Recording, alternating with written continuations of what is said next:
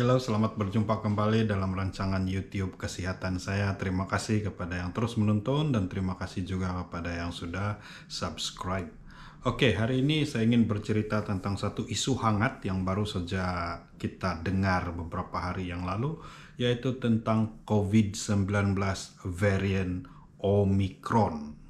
Ini COVID punya varian yang terbaru, spesies jenis COVID-19 yang terbaru, diberi nama Omicron. Sebelum ini kita hangat pasal Delta.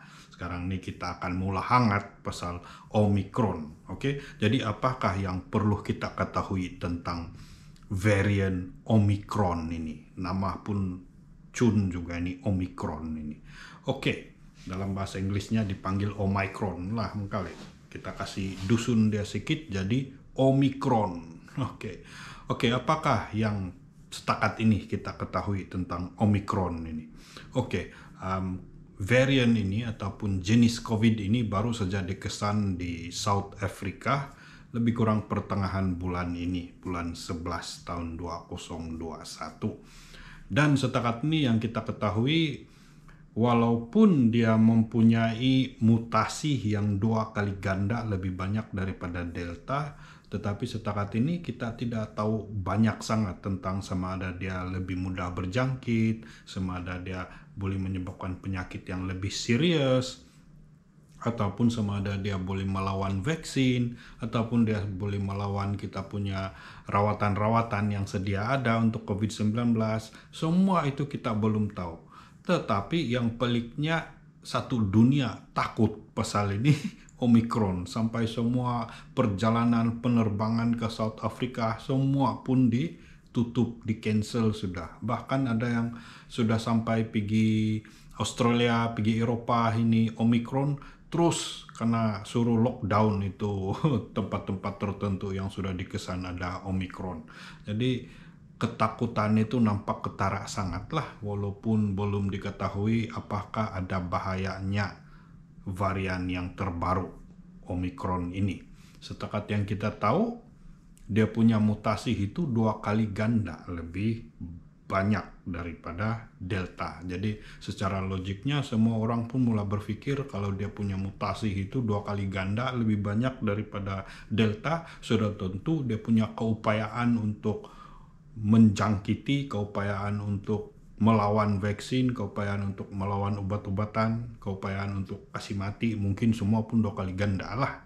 Itu yang orang terpikir. Tapi tidak betul lah, tidak semestinya. Mutasi itu tidak semestinya berkaitan dengan apa-apa yang membahayakan manusia. Kadang-kadang mutasi itu tidak semestinya bahaya. Mutasi dalam virus ini sentiasa berlaku. Satu perubahan. Virus ini sentiasa berubah. Bahkan semua makhluk hidup di dunia ini sentiasa berubah. Siapa yang tidak berubah, dia yang cepat mati, cepat kojol.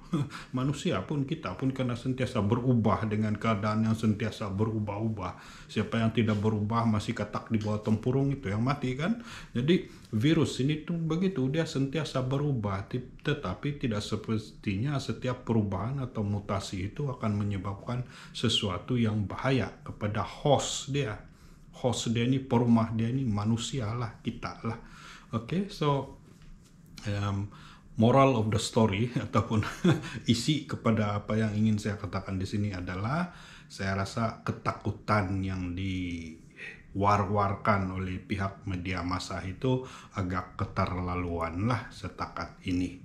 Jadi jangan dulu kita terlampau takut, jangan dulu kita terlampau stres, jangan dulu kita terlampau depres dengan berita tentang varian Omicron COVID-19 ini.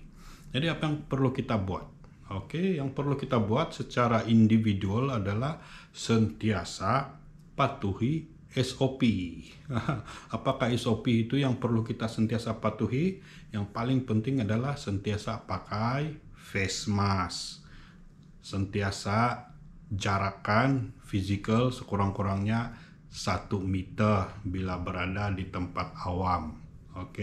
Kalau anak bini di rumah ya tidak dapatlah kan, kita pun tahu anak-anak memerlukan pelukan, laki bini memerlukan pelukan, dan sebagainya. Tapi kurang-kurangnya kalau semua satu rumah pun mengekalkan penjarakan bila diorang berada di tempat awam, maka keluarga punya bubble itu tetap akan selamat lah. Oke. Dan yang ketiga, sentiasa pakai sanitizer. Sentiasa pakai sanitizer, kasih bersih itu tangan, tidak kiralah apa yang kamu buat, sentiasa sanitizer kalau boleh. Dan jangan terlampau suka cucuk hidung, cucuk mulut, gosok mata, dan sebagainya. Oke? Kalau kuman itu melekat di jari pun dia tidak akan masuk di dalam badan kamu kalau tidak luka, tidak apa-apa. Tapi the moment kau pergi cucuk hidung kau pergi cucuk mulut kau pergi gosok-gosok mata, sanalah kuman itu akan masuk ataupun virus itu akan masuk. So sentiasa patuhi SOP. Tidak kiralah apa punya varian datang ke Malaysia ini, ke Sabah ini, kalau kita jaga SOP, kita sendiri secara individu sukar kena. Saya sudah pun tengok pasien hampir 2 tahun COVID-19 ini, saya pegang pesakit, tengok mulut pesakit, semua pun saya buat. Mana ada penjarakan sosial, kita pegang semua pesakit kan, kita ini dokter. Tapi setakat ini syukur tidak pernah juga kena jangkit. Nah, memang saya anggap itu satu mukjizat, tidak pernah saya positif. Oke. Nah, sekarang sudah divaksin. Nah, divaksin tidak berapa risau lah, kalau kena pun antibodi itu kuat. Tapi kalau boleh jangan kena lah. Nah, ini juga ada orang yang tidak berpaham. Sudah kena vaksin pun kena juga COVID, memanglah kena. Mana ada vaksin 100%. Vaksin kita dari dulu, vaksin hepatitis B kah, vaksin pergi naik haji kah, vaksin apa, vaksin tukang masak, tukang jaga makanan pun, semua pun bukan ada yang 100%. Boleh kena juga, tapi bila kena itu tidak teruk lah sakit dia, tidak mati lah jawabnya, tidak masuk hospital. Oke, tapi kalau boleh jangan kena lah. Nah, saya sudah ada vaksin, tapi saya belum pernah kena juga.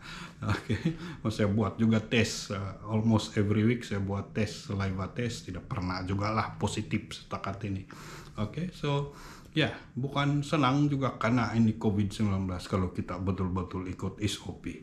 Yang sudah terkena itu memang dia terlupa lah dia punya SOP itu. Walaupun dia bilang saya pun udah tahu macam mana saya kena. Padahal saya jaga SOP ya, itu cakap saja itu. Oke. Memang sudah ada terlanggar SOP kalau memang sudah kena. Termasuk kalian cucuk hidung, cucuk mulut, gosok telinga, gosok mata. Gitulah cara virus masuk dalam badan. So, Omicron ini jangan dulu terlampau risau. Karena berita terbaru, baru saja tadi saya baca berita terbaru mengatakan mereka di South Africa yang kena Omicron ini sikit-sikit saja sakit dia, tidak juga teruk, paling-paling sakit badan saja.